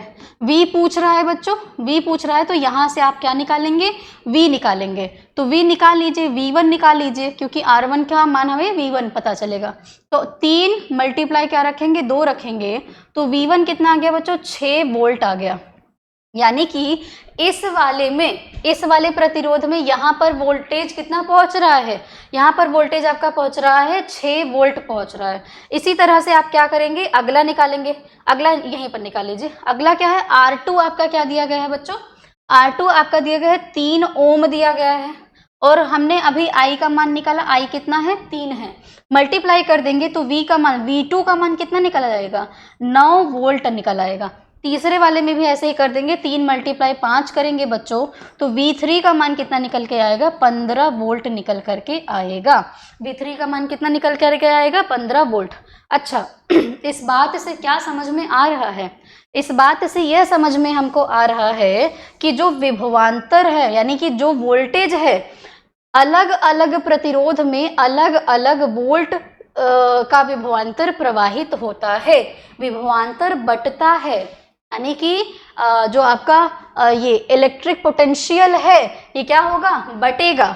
ठीक है ना, ये क्या होगा, अलग अलग प्रतिरोध में इनका मान क्या हो जाएगा बच्चों, अलग अलग हो जाएगा, लेकिन विद्युत धारा सभी में बराबर होगी। विद्युत धारा क्या हो जाएगी, सभी में बराबर हो जाएगी। आपने देखा कि विद्युत धारा का मान सब में क्या है, बराबर है। 3 एम्पियर की धारा इसमें भी बहेगी, 3 एम्पियर की धारा इसमें भी बहेगी, 3 एम्पियर की धारा इसमें भी बहेगी। ठीक है, ये चीज आपसे हो सकता है कि पूछ ले, थोड़ा सा तो थोड़ा सा ध्यान रखिएगा। ठीक है, आइए, क्या ये दिया गया है क्या। अच्छा, अगला क्वेश्चन है, देखिए। अब मैं आशा करती हूँ कि ये चीज़ आप थोड़ा सा निकाल लेंगे। अगला देखिए, 2 ओम, 3 ओम और 6 ओम के 3 प्रतिरोधों को किस प्रकार जोड़ा जाए। कैसे जोड़ा गया है हमें नहीं पता है, हमें इसको अपने इलेक्ट्रिक सर्किट में जोड़ना है। श्रेणी क्रम में जोड़ना है कि समांतर क्रम में जोड़ना है, ये आपको डिसाइड करना है। ठीक है, तो ये हमें जोड़ना है ताकि तुल्य प्रतिरोध कितना हो। एक में क्या करना है, हमें तुल्य प्रतिरोध कितना बनाना है, 4 ओम बनाना है, और एक में कितना बनाना है, तुल्य प्रतिरोध 1 ओम बनाना है। एक बात मुझे बताओ, अगर श्रेणी क्रम में जोड़ोगे तो प्रतिरोध का मान क्या हो जाएगा, बढ़ जाएगा, है ना। इसीलिए हमारे घरों में क्या होता है, रेजिस्टेंस कम हो, इसीलिए क्या किया जाता है, समांतर क्रम में बिजली के तारों को जोड़ा जाता है। ठीक है, तो समांतर क्रम में अगर हम जोड़ेंगे परिपथ को तो क्या हो जाएगा, प्रतिरोध कम होगा, रेजिस्टेंस क्या होगा, कम होगा। तो चलो एक बार ये अभी आप प्लीज, ये थोड़ा सा टाइम लगेगा पर एक बार देख लीजिएगा। देखिए, मान लेते हैं कि इन तीनों ही प्रतिरोधों को हम क्या करते हैं, श्रेणी क्रम में जोड़ देते हैं। तीनों ही प्रतिरोधों को क्या किया, श्रेणी क्रम में। इधर क्या है, 2 ओम है, 3 ओम है, और कितना है, 6 ओम है। तो देख लो, 3 2 5 और 6 11 हो जाएगा, यानी श्रेणी क्रम में तो नहीं जुड़ेगा, श्रेणी क्रम में बेटा नहीं जुड़ेगा। चलिए आ जाइए, हम क्या करते हैं, समांतर क्रम में जोड़कर देख लेते हैं, समांतर क्रम में जोड़कर देख लेते हैं, समांतर क्रम में जोड़ लेते हैं। ठीक है, मान लेते हैं 2 ओम यहाँ रख दिया और 6 ओम यहाँ रख दिया, 3 ओम अभी नहीं रख रहे हैं, तो ये क्या हो जाएगा आपका 1/2 प्लस 1/ क्या हो जाएगा, 6 हो जाएगा। इसका एलसीएम 6 हो जाएगा बच्चों, ये 3 आ जाएगा, ये आपका 1 आ जाएगा, 2/6 आ जाएगा बच्चों। तो ये क्या हो जाएगा आपका, ये 1 और ये 3 है ना, तो ये 0.33 आएगा। तब भी नहीं आ रहा है, चलो ऐसे जोड़ के देख लो। अच्छा, ये इधर भी है ना, अब 0.3 आया, अगर इसको इस तरह पे यहाँ पे आपने 3 ओम रखा हुआ तब भी नहीं आएगा। अब हम क्या करते हैं, हम इसको इस तरह से अब क्या कर रहे हैं हम, अब जैसा हमारा क्वेश्चन का है, थोड़ा सा हम अगर एक्सपेरिमेंट करेंगे तो टाइम चला जाएगा। देखो 3 ओम का प्रतिरोध और 6 ओम के प्रतिरोध को हमने समांतर क्रम में जोड़ा, और जो हमारा बचा हुआ है 2 ओम के प्रतिरोध को हमने क्या किया, श्रेणी क्रम में जोड़ा। किस में जोड़ दिया, श्रेणी क्रम में जोड़ दिया। सबसे पहले हम समांतर क्रम वाले प्रतिरोध का तुल्य प्रतिरोध निकालेंगे, और जो उसकी वैल्यू आएगी उसके साथ में हम क्या करेंगे, उसको भी सॉल्व करेंगे, जोड़ेंगे। दो किसके साथ, श्रेणी क्रम वाले प्रतिरोध के साथ जोड़ेंगे। निकाल लो। देखो ये आपका तुल्य प्रतिरोध है, 1/r क्या होता है, तुल्य प्रतिरोध। तो 1/r1 प्लस 1 क्या हो जाएगा, r2 हो जाएगा। ठीक है, यहाँ से निकालिए। ये आपका 1/3 प्लस 1/6, यहाँ से क्या आ जाएगा, 6 आ जाएगा। ये हो जाएगा 2, ये हो जाएगा 1। यहाँ से आप क्या निकाल लोगे बच्चों, 1 आ जाएगा। 3 दूना 6 ना, हाँ प्लस हो जाएगा ना 3/6, 3 दूना 6। तो यहाँ से क्या मिला आपको, ये क्या मिल गया, आर की वैल्यू कितनी आ गई, 2 ओम आ गई है। 2 ओम प्लस 2 ओम। अब तुल्य प्रतिरोध निकालो, तुल्य प्रतिरोध निकालोगे तो 2 ओम प्लस क्या हो जाएगा, 2, कितना हो जाएगा, तो तुल्य प्रतिरोध मिल गया हमारा 4 ओम मिल गया। कितना मिल गया बच्चों, 4 ओम मिल गया। ये देखो तुल्य प्रतिरोध कितना मिल गया, 4 ओम मिल गया। अच्छा ठीक है, पहला वाला हमको पता चल गया। अब क्या करेंगे, 1 ओम पाने के लिए ना इन सभी को समांतर क्रम में जोड़ देंगे। 1 ओम पाने के लिए इन सभी को समांतर क्रम में जोड़ेंगे, और इन सभी का आप एलसीएम लेकर के सॉल्व कर देंगे, आपको 1 ओम मिल जाएगा आंसर। अगला क्वेश्चन देखिए। अगला क्वेश्चन भी ऐसे ही दिया गया है। मैं इसको सॉल्व नहीं कराऊंगी, आप सॉल्व करके इसको निकालिएगा। एक बार मैं क्वेश्चन को एक्सप्लेन कर दे रही हूँ क्या कह रहा है। कि एक परिपथ दिया गया है ए और बी, ठीक है ना, एक परिपथ दिया गया है ए और बी के बीच तुल्य प्रतिरोध। यहाँ पे ए और बी मेंशन नहीं किया क्या, ए और बी मेंशन नहीं है। बेसिकली इसके बीच में हमें तुल्य प्रतिरोध निकालना है बच्चों। ठीक है, देखो यहाँ पे दिया गया होगा किसके बीच में तुल्य प्रतिरोध निकालना है। चलो आ जाओ, देखो ये आपके किस में जुड़े हुए हैं, समांतर क्रम में जुड़े हुए हैं। तो पहले समांतर क्रम का तुल्य प्रतिरोध निकालेंगे, फिर जो आंसर आएगा उन दोनों को ऐड कर देंगे। ऐसा करना कि पहले इसका तुल्य प्रतिरोध निकाल लेना और इसका तुल्य प्रतिरोध निकाल लेना। दोनों को कौन से क्रम में देखना है, समांतर क्रम में देखना है। इन दोनों का तुल्य प्रतिरोध जब निकाल लोगे तो सभी श्रेणी क्रम में आ जाएंगे, सभी श्रेणी क्रम में आ जाएंगे। तो सबको जोड़ दोगे तो आपका तुल्य प्रतिरोध निकल आएगा। ये देखिए 5, अच्छा ये छोड़ दो, अभी क्वेश्चन अभी देख लेते हैं। जब आपने R1 का तुल्य प्रतिरोध निकाला तो 2 ओम आया। इसी तरह से आपने R2 का तुल्य प्रतिरोध निकाला तो कितना आया, 5 ओम आया। अब ये सभी, ये 2 ओम, 5 ओम और यहाँ पे भी 5 ओम है, ये सभी आपके श्रेणी क्रम में हो जाएंगे। जब श्रेणी क्रम में हो जाएंगे तो जोड़ दोगे तो कितना आ जाएगा, 12 ओम आ जाएगा। तुल्य प्रतिरोध कितना आ जाएगा बच्चों, 12 ओम आ जाएगा। सबको जोड़ दोगे तो तुल्य प्रतिरोध कितना मिल गया, 12 ओम मिल गया। अब क्वेश्चन में कह रहा था, क्वेश्चन में ये कह रहा था कि इस 5 ओम में कितना विभवांतर प्रवाहित होगा, इसका वोल्टेज क्या होगा, वही आपको क्या करना है, निकालना है। तो वोल्टेज आप निकाल लीजिएगा। V इक्वल्स टू क्या होता है, IR होता है। I पहले निकाल लेंगे, उसके बाद हम क्या निकाल लेंगे, V निकाल लेंगे। यहाँ से इस फॉर्मूले से हम क्या निकालेंगे बच्चों, I निकाल लेंगे और उसकी वैल्यू रख देंगे, हमको V मिल जाएगा। ठीक है, अगला क्वेश्चन क्या कह रहा है कि विद्युत परिपथों में फ्यूज का क्या महत्व है। फ्यूज का महत्व क्या है, जो हमारे घर में का पूरा वायरिंग होता है, पूरे तार एक दूसरे से कनेक्टेड होते हैं। फ्रिज चलता है, एसी चलता है, कूलर चलता है, टीवी चलता है, वॉशिंग मशीन, बहुत सारी चीज़ें चलती हैं। ठीक है, तो अब इतना हाई वोल्टेज वाली जब चीज़ें चल रही हैं तो इलेक्ट्रिक करंट भी तो हाई वोल्टेज का चाहिए ना। ठीक है, तो हमें क्या होता है, फ्यूज़ इसलिए लगाया जाता है। जो फ्यूज़ होता है बच्चों, उसकी क्वालिटी होती है कि उसका मेल्टिंग पॉइंट बहुत कम होता है, यानी उसका गलनांक बहुत कम होता है। तो उसको सर्किट के साथ जब जोड़ दिया जाता है तो जैसे ही परिपथ में हाई वोल्टेज वाली धारा बहती है वो तुरंत क्या हो जाएगा, गल जाएगा, और आगे बाकी परिपथ में हाई वोल्टेज वाली धारा नहीं प्रवाहित होने देता है, क्योंकि सर्किट को बीच में ही क्या कर देता है, तोड़ देता है, ब्रेक कर देता है, और जिससे आपके फ्रिज, टीवी, ये वो बाकी चीज़ें जलने से बच जाती हैं। अगर ये फ्यूज नहीं होता तो वही हाई वोल्टेज वाली धारा बाकी चीज़ों में जाती। अब हो सकता है कि जो मशीन लगे हुए हैं ये इतने हाई वोल्टेज वाले ना हो, तो वस्तु क्या हो जाएगी, आपकी जल जाएगी। इसीलिए फ्यूज को क्या किया जाता है, लगाया जाता है। लघु पथन, लघु पथन का मतलब क्या होता है, शॉर्ट सर्किट। क्या करता है, शॉर्ट सर्किट। तो ये आपके इलेक्ट्रिक करंट को शॉर्ट सर्किट होने से बचाता है। और क्या करेगा, ये खुद जल जाएगा बेचारा, ये खुद जल जाएगा, बाकी चीज़ों को नुकसान होने से बचा देगा। अगला क्वेश्चन देखिए कि किसी मकान में अधिभार 2200 वॉट है, पावर दी गई है, जो पावर है वो कितनी है, बिजली की पावर कितनी है, 2200 वॉट है, और विद्युत की आपूर्ति कितने पर हो रही है, 220 वोल्ट पर हो रही है, 220 वोल्ट पर हो रही है। और ये अनुमतांक का मतलब है, ये पूछ रहा है कि विद्युत धारा बताइए। क्या बताना है बच्चों आपको, विद्युत धारा बताना है और विद्युत ऊर्जा का व्यापारिक मात्रक बताना है। देखो विद्युत ऊर्जा जो कमर्शियल इलेक्ट्रिसिटी होती है वो क्या होता है आपका, इसको हम मेजर करते हैं किलोवाट घंटा में। इसमें मेजर करते हैं बच्चों, किलोवाट प्रति घंटे में हम इसको मेजर करते हैं। अब यहाँ से आपको क्या दिया है, देखिए P दिया गया है, P कितना है 2200 वॉट है, और क्या दिया गया है, V दिया गया है बच्चों, कितना दिया गया, 220 वोल्ट है। ठीक है, आपने पढ़ा हुआ है कि विद्युत शक्ति बराबर क्या होती है, V इंटू आई होती है। क्या होती है बच्चों, V इंटू आई होती है। अब I नहीं पता है तो यहाँ से क्या रखेंगे, I का मान निकाल लेंगे, P अपॉन क्या हो जाएगा, V हो जाएगा। 2200 वॉट रख दीजिए और क्या रख दीजिए, 220 वोल्ट है, यहाँ से ये कट जाएगा, ये क्या हो जाएगा, ये 10 बार जाएगा। कितनी बार जाएगा, 10 बार। तो ये क्या हो गया, आपको करंट, इलेक्ट्रिक करंट, विद्युत धारा कितनी मिली, 10 एम्पियर। यानी कि इतना विद्युत शक्ति है, वोल्ट इतना है, तो धारा कितने की बह रही है, 10 एम्पियर की धारा बह रही है, 10 एम्पियर की धारा बह रही है। अब पढ़ते हैं विद्युत परिपथ में अधिभारण अथवा लघुपथन, लघुपथन का मतलब शॉर्ट सर्किट के कारण अत्यधिक धारा बहने पर फ्यूज का तार जल जाता है, जिससे घरेलू उपकरण खराब होने से बच जाते हैं।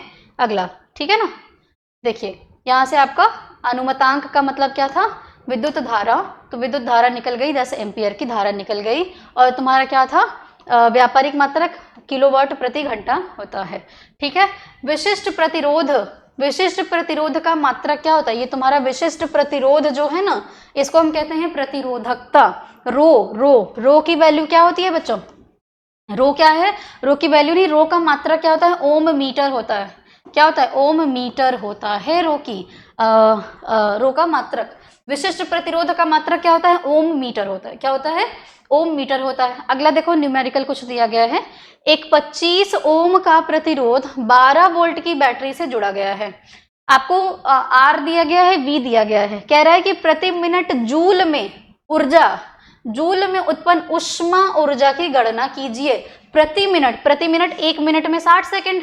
ठीक है, टाइम भी दिया गया है आपको, तो उष्मा ऊर्जा निकालिए। उष्मा ऊर्जा क्या होता है, V square upon R into T. यहाँ से आप निकालेंगे उष्मा ऊर्जा की मात्रा। V को आप क्या कर देंगे, स्क्वायर कर देंगे, T की वैल्यू 60 रख देंगे, अपॉन क्या करेंगे 25। यहाँ से आप निकाल लेंगे उष्मा ऊर्जा की मात्रा को, जूल में आएगा। ऊर्जा का मात्रा क्या होता है, जूल होता है, यहाँ से निकाल लेना। अगला क्वेश्चन, किसी चालक का प्रतिरोध किन किन बातों पर निर्भर करता है तथा किस प्रकार निर्भर करता है, कैसे, ये भी बताना है, रीजन बताना है। एक तार का प्रतिरोध R दिया गया है, प्रतिरोध का मान कितना हो जाएगा अगर तार की लंबाई 2 गुना कर दी जाए और तार की मोटाई, जैसे ये एक तार है, ठीक है, ये जो है ये आपका क्या है, ये तार की मोटाई है बच्चों, ये तार की क्या है, मोटाई, जिसको आप ए से मेजर करते हैं, एरिया। और ये वाला क्या है, ये है तार की लंबाई R। ये क्या है, अरे नॉट R, L, क्या हो जाएगा, L, तार की लंबाई। तो इसको क्या कर दिया गया, इसको 2 गुना, मतलब ये जितना है इसका डबल कर दे, परंतु मोटाई को कम कर दे। मोटाई को क्या कर दे, आधा कर दे। अगर मोटाई को आधा कर दिया,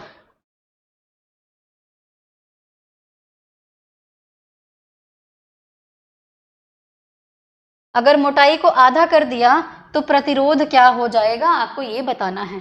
ठीक है, आपने पढ़ा होगा ओम के नियम में कि R बराबर क्या होता है, रो L अपॉन ए होता है, रो L अपॉन ए होता है। ए की वैल्यू क्या है बच्चों, ये इसका एरिया कितना है, पाई R स्क्वायर है। क्या है, पाई R स्क्वायर है। अगर लंबाई को कितना कर दिया जाए, 2 गुना, और उसकी जो त्रिज्या है यानी कि उसका जो क्षेत्र है, मोटाई है, उसको क्या कर दिया जाए, आधा कर दिया जाए।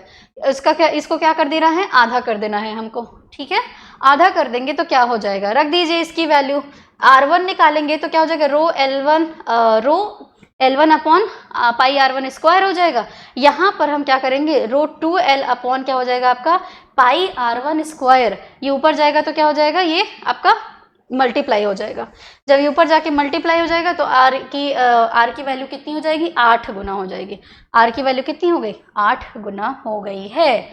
ठीक है, R1 के कंपेयर में R की वैल्यू कितनी हो गई है, 8 गुना हो गई है। अच्छा, अगला क्वेश्चन देखो क्या कह रहा है तुम्हारा। कह रहा है कि यहीं से हम निकालेंगे। कह रहा है कि आपका प्रतिरोध बताइए, प्रतिरोध किन किन बातों पर निर्भर करता है। एक बात बताओ, R अभी आपने देखा ये है आपका रो L अपॉन क्या है, A है बच्चों। L क्या है, लंबाई है, तार की लंबाई है। A क्या है बच्चों, तार की मोटाई है या क्षेत्रफल आप बोल लीजिए, क्या है, मोटाई है। अभी अभी हमने देखा, अभी हमने सॉल्व किया कि लंबाई बढ़ने पर प्रतिरोध क्या हो जा रहा है, बढ़ जा रहा है। लंबाई बढ़ने पर क्या हो रहा है, प्रतिरोध बढ़ रहा है। प्रतिरोध क्या है, प्रतिरोध धारा का विरोध करता है। प्रतिरोध जितना ज्यादा होगा धारा कम बहेगी, इलेक्ट्रॉन्स आपके कम जाएंगे, धारा कम बहेगी। तो लंबाई, अगर तार की लंबाई आपने बढ़ा दी तो प्रतिरोध और बढ़ जाएगा, प्रतिरोध क्या हो जाएगा, और बढ़ जाएगा। लेकिन अगर मोटाई को क्या करोगे, अगर मोटाई को बढ़ाओगे, जैसे ये इतना मोटा था, तार इतना मोटा कर दिया तो प्रतिरोध घटेगा। पूछो क्यों घटेगा, क्योंकि इसमें आराम से तुम्हारे इलेक्ट्रॉन बहेंगे, कोई दिक्कत नहीं है, एरिया बहुत ज़्यादा मिला हुआ है, आराम से इलेक्ट्रॉन बहेंगे। जब आराम से इलेक्ट्रॉन फ्लो करेंगे, बहेंगे, तो क्या होगा, धारा अच्छी बहेगी। धारा अच्छा होगा, धारा की वैल्यू ज़्यादा होगी, प्रतिरोध का मान घटेगा, प्रतिरोध का मान क्या हो जाएगा, घटेगा। यानी कि इससे हमें क्या पता चल रहा है कि प्रतिरोध डायरेक्टली क्या होता है, प्रोपोर्शनल होता है, क्या होता है, अनुक्रमानुपाती होता है तार की लंबाई के। यहाँ से एक लाइन आप लिख लीजिएगा कि धारा जो, नॉट धारा, माफ कीजिएगा, प्रतिरोध तार की लंबाई के अनुक्रमानुपाती होता है। यानी कि अगर तार की लंबाई बढ़ेगी तो प्रतिरोध का मान बढ़ेगा, तार की लंबाई घटेगी तो प्रतिरोध का मान घटेगा। परंतु प्रतिरोध जो है आपके तार के क्षेत्रफल या तार की मोटाई के व्युत्क्रमानुपाती होता है। अगर क्षेत्रफल आधा कर दिया जाएगा तो प्रतिरोध घट जाएगा, 4 गुना घट जाएगा। अगर क्षेत्रफल क्या है आपका बढ़ जाएगा तो प्रतिरोध क्या हो जाएगा, घटेगा। क्षेत्रफल बढ़ेगा तो प्रतिरोध क्या हो जाएगा, घटेगा। अब ये जो रो है ना बच्चों, रो, ये क्या है आपकी प्रतिरोधकता है। हर एक वस्तु की विशिष्ट प्रतिरोधकता होती है या विशिष्ट प्रतिरोध होता है। जैसे अगर लकड़ी है तो लकड़ी का प्रतिरोध क्या होगा, मुझे बताओ। लकड़ी और लकड़ी का एक सिलेंड्रिकल सा मान लेते हैं रॉड है और लोहे का एक रॉड है, तो किसमें प्रतिरोध ज़्यादा होगा। जाहिर सी बात है, लकड़ी आपका क्या है, लकड़ी आपका इंसुलेटर है, कुचालक है, इसमें धारा प्रवाहित ही नहीं होगी, यानी कि इसकी प्रतिरोधकता बहुत हाई होगी। लोहा जो है ये क्या है, सुचालक है, इसमें प्रतिरोधकता होगी लेकिन कम होगा, इसके कंपेयर में प्रतिरोधकता क्या होगी, बहुत कम होगी। तो प्रतिरोध पदार्थ की प्रकृति पर भी निर्भर करता है, प्रतिरोध पदार्थ की प्रकृति पर भी निर्भर करता है। एक और चीज, अगर आपने टेम्परेचर बढ़ाया, अगर आपने तापमान बढ़ाया तो क्या हो जाएगा, प्रतिरोध भी क्या हो जाएगा, बढ़ेगा। प्रतिरोध भी क्या होगा, बढ़ेगा। यानी टेम्परेचर बढ़ाने पर भी इलेक्ट्रॉन का फ्लो क्या होगा, बाधित होगा, इलेक्ट्रॉन आपके कम बहेंगे तो प्रतिरोध क्या हो जाएगा, बढ़ जाएगा। तो प्रतिरोध जो है वो टेम्परेचर के भी क्या होता है, अनुक्रमानुपाती होता है। प्रतिरोध टेम्परेचर के भी अनुक्रमानुपाती होता है, ये आप लिख लेंगे। ठीक है, अगला क्वेश्चन आइए, देखिए। कह रहा है कि किसी प्रतिरोधक में धारा प्रवाहित करने पर वोल्ट मीटर और ए मीटर को कैसे जोड़ते हैं। देखिए, प्रतिरोधक में धारा प्रवाहित करने पर आपने क्या बनाया, एक सर्किट बनाया। आपने क्या बनाया है बच्चों, एक सर्किट बनाया हुआ है।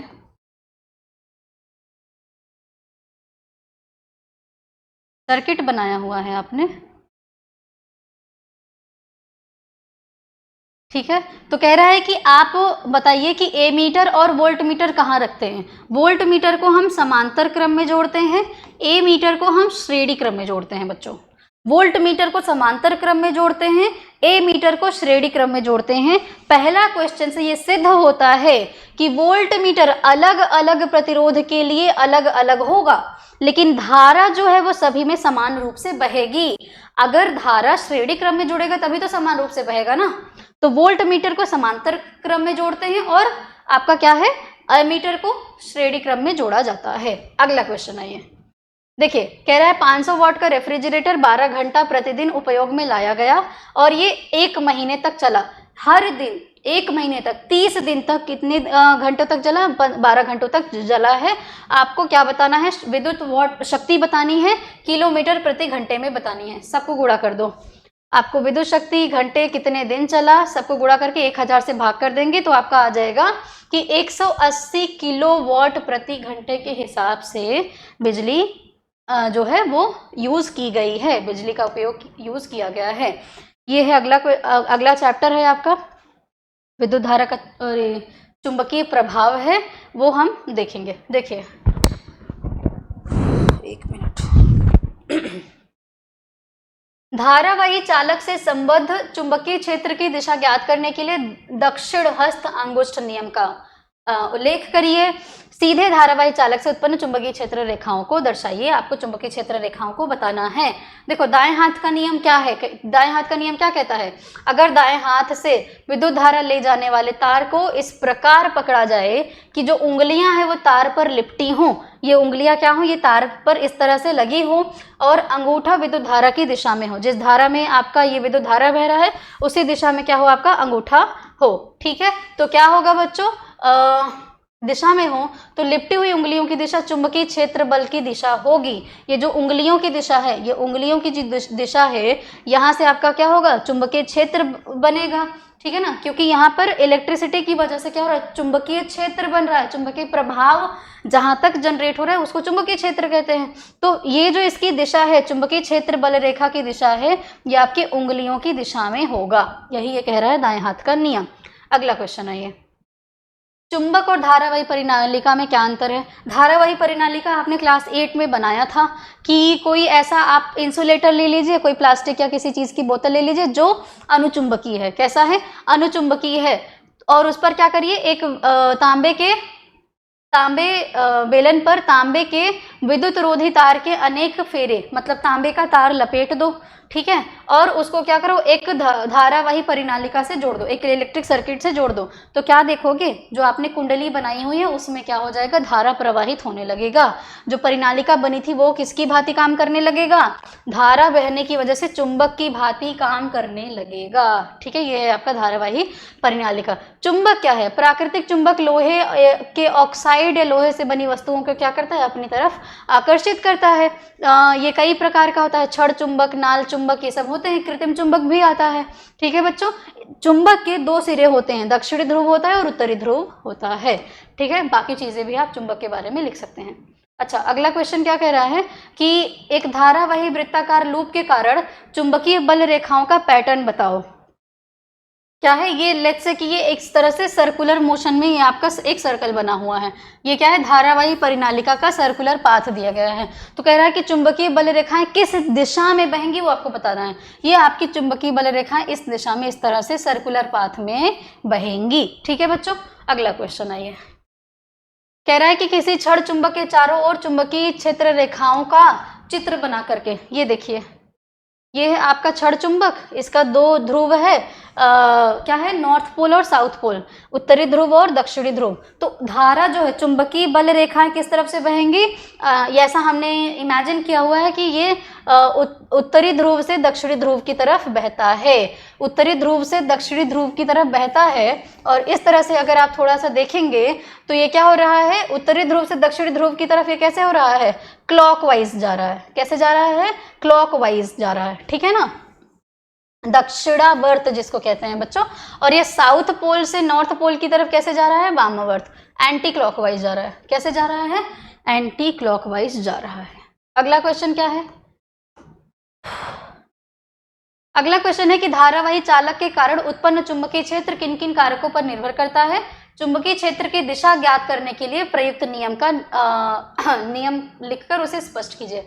विद्युत धारा का चुंबकीय प्रभाव क्या है? अभी आपने धारावाही परिनालिका बना करके देखा था, जिसको विद्युत धारा का चुंबकीय प्रभाव कहा जाता है। किसी धारावाही चालक में धारा प्रवाहित करने पर उसके चारों ओर चुंबकीय क्षेत्र उत्पन्न होता है, जिसको हम क्या कहते हैं? चुंबकीय प्रभाव कहते हैं बच्चों। विद्युत धारा का चुंबकीय प्रभाव कहते हैं। धारावाही चालक किन किन बातों पर निर्भर करता है? किसने एक्सप्लेन किया था? बायो और सेवर्ट ने एक्सप्लेन किया था कि सीधे लंबे धारावाही चालक के कारण उत्पन्न चुंबकीय क्षेत्र की जो तीव्रता होती है किस पर निर्भर करती है?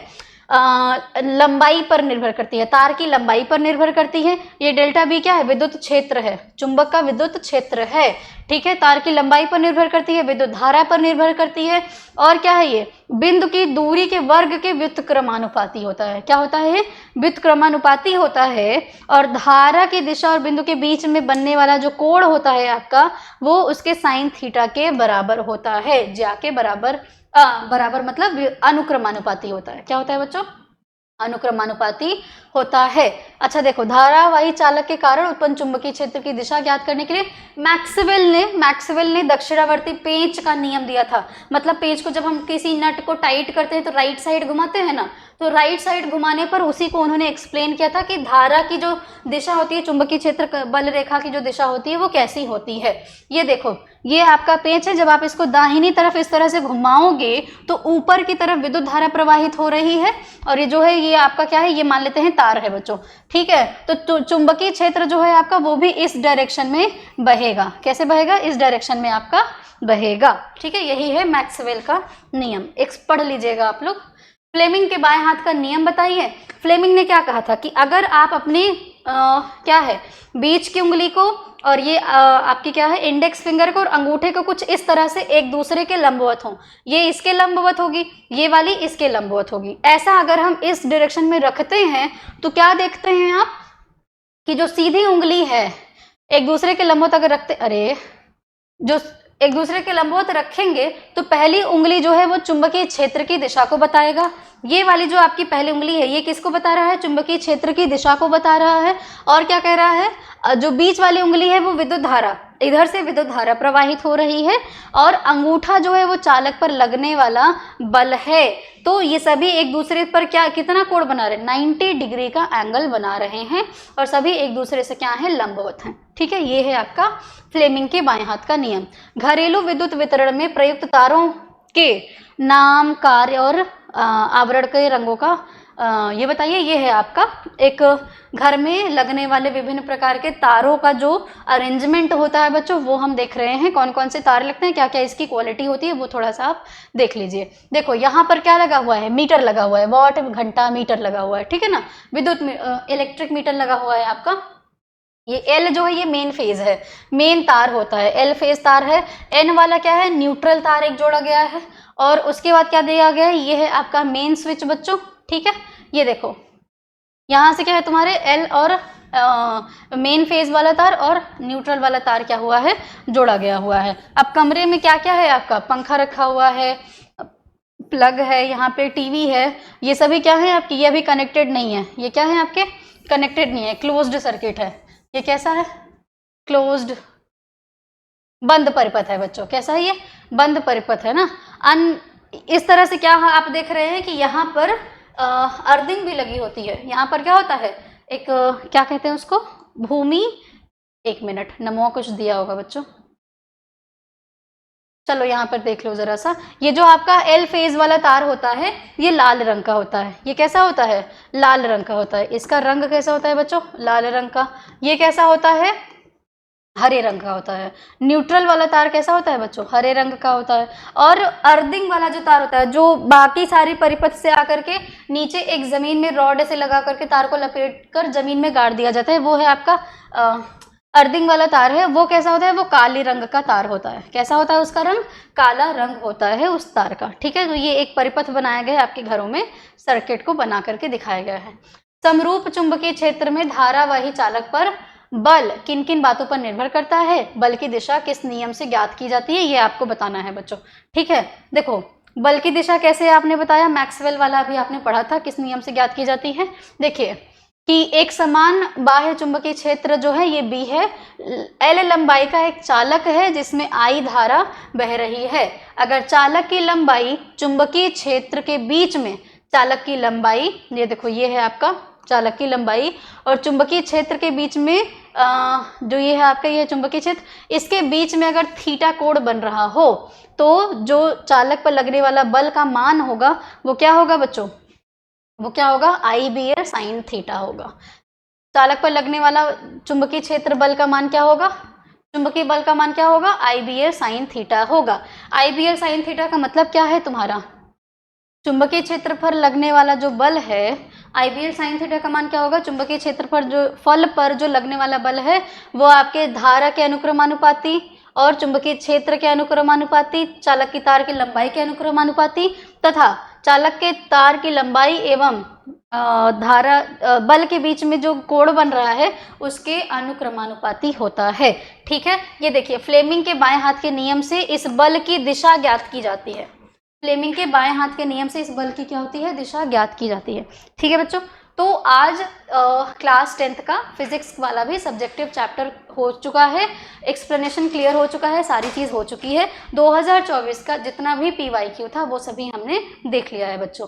ठीक है, तो आप इसी तरीके से अच्छे से प्रैक्टिस करते रहिए और ये आगे जो सीरीज चलेगी उसके बारे में आपको इन्फॉर्म कर दिया जाएगा। ठीक है, तो अपना ख्याल रखिए और बोर्ड का एग्जाम बहुत नज़दीक है तो अच्छे से तैयारी करते रहिए और पढ़ते रहिए। आप सभी का बहुत बहुत धन्यवाद।